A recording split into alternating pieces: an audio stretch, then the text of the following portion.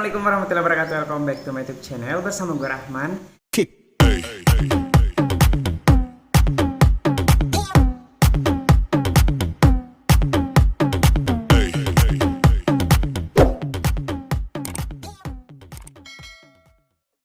Jadi teman-teman, di kesempatan kali ini kita akan membahas seleksi kompetensi bidang pendidikan guru sekolah dasar. Jadi hari ini saya sedang berada di sekolah, tetapi siswanya tidak ada teman-teman karena ini masa pandemi virus corona, jadi diliburkan seperti itu. Jadi teman-teman semuanya saya ingatkan, jangan lupa di subscribe channel gue Rahman dan nyalakan lonceng notifikasinya untuk mendukung perkembangan channel gue Rahman. Oke, jadi teman-teman, fokus kita hari ini kita akan belajar bersama-sama mengenai perkembangan peserta didik.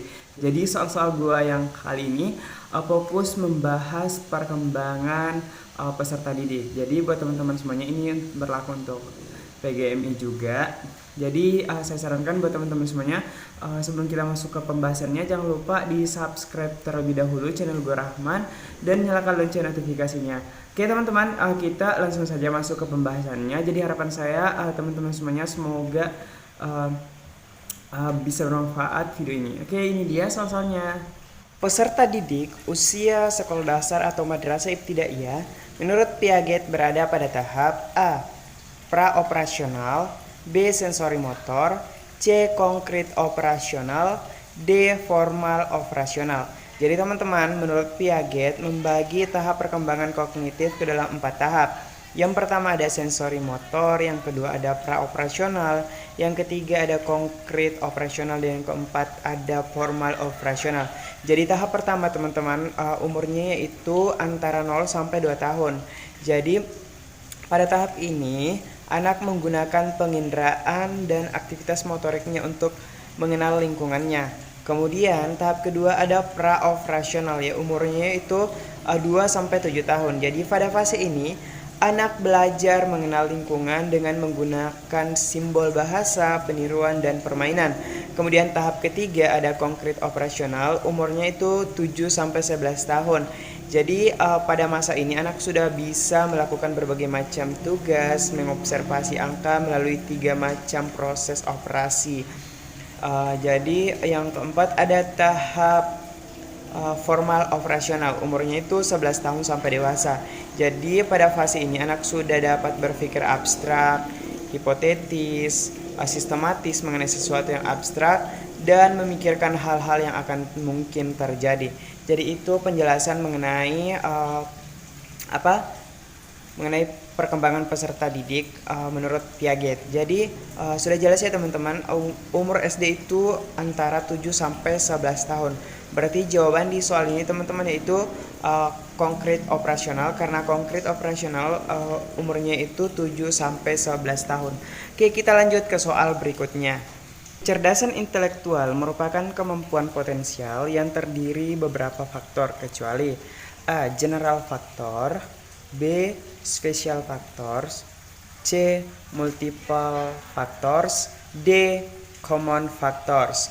Jadi teman-teman, saya akan menjelaskan mengenai kecerdasan intelektual.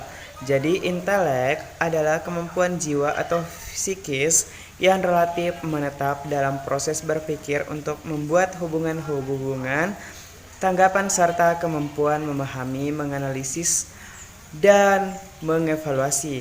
Jadi intelektual berfungsi dalam pembentukan konsep yang dilakukan melalui penginderaan, pengamatan, tanggapan, ingatan, dan berpikir. Jadi fungsi intelektual berkaitan dengan intelijensi dinyatakan sebagai kecerdasan. Jadi kecerdasan intelektual atau intelijensi merupakan suatu kapasitas atau suatu kecakapan potensial yang terdiri dari, yang pertama itu ada faktor G atau general factors yang mendasari hampir semua perbuatan individu. Dan yang kedua ada faktor S atau special factors yang berfungsi dalam perbuatan khusus yang khas, mirip dengan bakat, seperti itu. Kemudian yang ketiga teman-teman ada faktor C atau common factors yang merupakan rumpun dari beberapa faktor khusus. Jadi sudah sangat jelas ya teman-teman, ada 3 kecerdasan intelektual, ada 3 faktornya. Yang pertama ada faktor G atau general factor berarti yang A, kemudian ada faktor S atau special factor berarti yang B, kemudian ada common faktor C atau common factor berarti yang D. Berarti yang tidak termasuk di soal ini teman-teman yaitu C. Berarti jawaban di soal ini adalah C, multiple factors.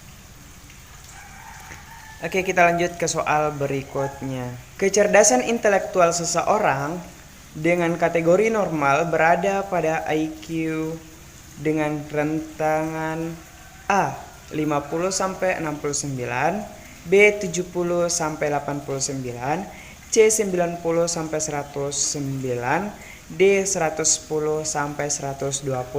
Jadi kecerdasan intelektual seseorang yang biasa dikenal dengan istilah IQ merupakan hasil bagi usia mental dengan usia kronologis dikalikan dengan 100. Terdapat beberapa jenis rentang IQ yang dikembangkan oleh berbagai ahli psikologi, seperti tes IQ yang disusun oleh Binet dan direvisi oleh Terman, dan tes IQ yang disusun oleh Wechsler. Jadi saya akan memperlihatkan di sini tabel persentase IQ dan kategori serta angka dari IQ-nya. Ini tabelnya. Jadi teman-teman, kita mulai dari di bawah ya. Jadi 0 sampai 24 yaitu idiot, kemudian 25 sampai 49 itu imbecil, kemudian 50 sampai 69 ada debil, 70 sampai 79 ada bodoh, 80 sampai 89 ada di bawah normal, kemudian 90 sampai 109 normal. Jadi 110 sampai 119 mungkin di sini ya teman-teman, 119 di atas normal, 120 sampai 129 cerdas. Kemudian 130 sampai 139 sangat cerdas, kemudian 140 ke atasnya berarti jenius. Jadi itu teman-teman rentangan mengenai tes IQ. Jadi jelas ya teman-teman, jawaban di sini itu C, 90 sampai 109 berarti normal. Oke, kita lanjut ke soal berikutnya. Dalam proses pembentukan struktur pengetahuan atau pengertian dan konsep, dilakukan penyesuaian diri dengan mengubah kondisi lingkungan disebut A. Skema kognitif, B. Adaptasi, C. Akomodasi, D. Asimilasi. Jadi teman-teman, di sini saya akan menjelaskan sedikit. Pembentukan struktur pengetahuan dikembangkan berdasarkan konsep dasar teori kognitif Piaget yang ditemukan berkenaan dengan adanya urutan yang sama dalam perkembangan kognitif anak. Tetapi ada perbedaan dalam waktu seseorang mencapai tahap perkembangan kognitif tertentu. Selain itu, ketika orang atau anak belajar dengan berinteraksi dengan lingkungannya, ia melihat adanya sistem yang mengatur dalam diri anak yang cenderung menetap. Sistem itu kemudian dipengaruhi oleh faktor lingkungan. Sistem yang mengatur diri dalam mempunyai dua faktor, yaitu yang pertama skema yang diperlihatkan dengan adanya pola teratur yang melatar belakangi tingkah laku seseorang. Yang kedua, adaptasi atau penyesuaian terhadap lingkungan yang dilakukan melalui proses asimilasi. Jadi jelas ya teman-teman, di sini jawabannya asimilasi. Oke, kita lanjut ke soal berikutnya. Pembelajaran melalui permainan atau learning by playing cocok diberikan kepada anak yang berada pada tahap perkembangan kognitif. A. Sensori motor, B. Praoperasional, C. Konkret operasional, D. Formal operasional. Jadi teman-teman, di soal tadi, yang soal pertama kita sudah bahas mengenai pendapat Piaget tentang perkembangan kognitif. Ada 4, ada sensori motor, praoperasional, konkret operasional, yang keempat itu formal operasional. Jadi teman-teman, kita langsung saja masuk ke jawabannya teman-teman. Di jawaban soal ini itu B, praoperasional. Kenapa? Jadi praoperasional rentang umurnya itu 2 sampai 7 tahun. Berarti umuran ini teman-teman kelompok bermain seperti itu. Jadi pada fase ini anak belajar mengenal lingkungan dengan menggunakan simbol bahasa, peniruan dan permainan. Anak belajar melalui permainan dalam menyusun benda menurut urutannya dan mengelompokkan sesuatu. Jadi pada masa praoperasional anak mulai menggunakan bahasa dan pemikiran simbolik.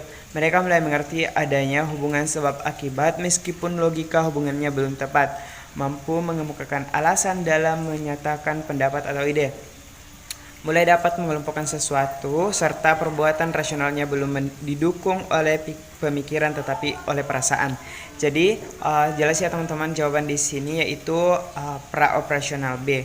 Jadi teman-teman, sekian dulu soal kali ini. Semoga kita jumpa lagi di soal-soal berikutnya. Semoga bermanfaat.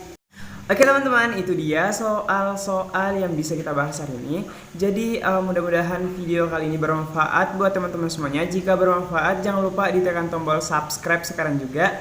Dan yang paling penting, jika menurut kalian sangat bermanfaat, jangan lupa di like, komen, dan share kepada teman-teman kalian. Dan jangan lupa komen di bawah kalian mau dibuatin video apa lagi mengenai PGSD. Oke, kita akhiri video ini. Tetapi sebelumnya saya mengucapkan terima kasih terlebih dahulu buat teman-teman semuanya yang telah berkunjung ke channel Gue Rahman. Jadi teman-teman, terima kasih banyak telah berkunjung ke channel Gue Rahman. Semoga bermanfaat. Saya akhiri video ini dengan ucapan wallahul muwaffiq ila aqwamit thoriq. Wassalamualaikum warahmatullahi wabarakatuh.